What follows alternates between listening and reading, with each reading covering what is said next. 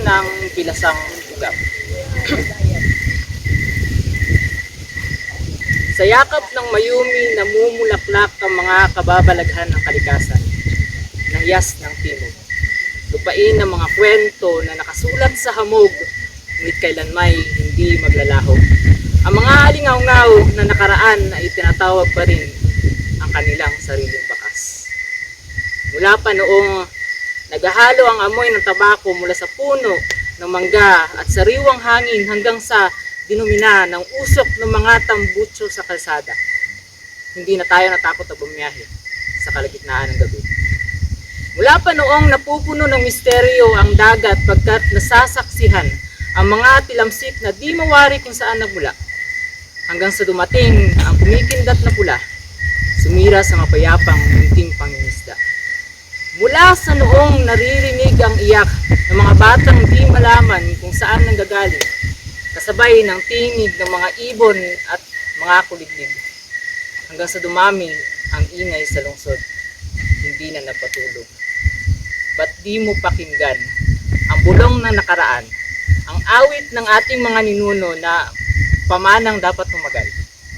Intindihin ang payo ng mga matatanda at hayaang bumaling ang mga pahinga ng kasaysayan sa pamamagitan ng singing, gaya ng ginagawa natin. Huwag pigilang ang iyong espiritu ay manabik at tumalik ang mga labi sa mga salitang nagnais na mailigtas, may babatid at may bahagi. Pagmasdan ang mga palayan na sa gisag ng pagpapagal, luntiang mga bundok na pinaninirahan pa rin ng mga lihim.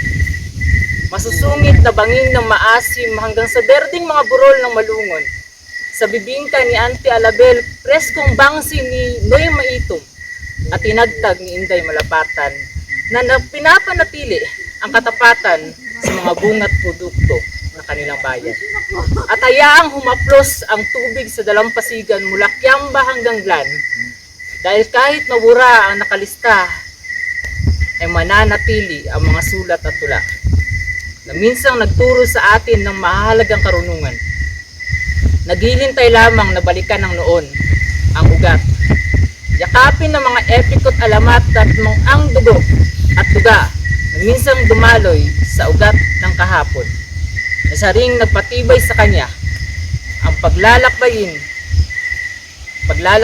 sa kaluluwa at isabuhay sa lahat ng iyong sinasabi at bawat mong ginagawa.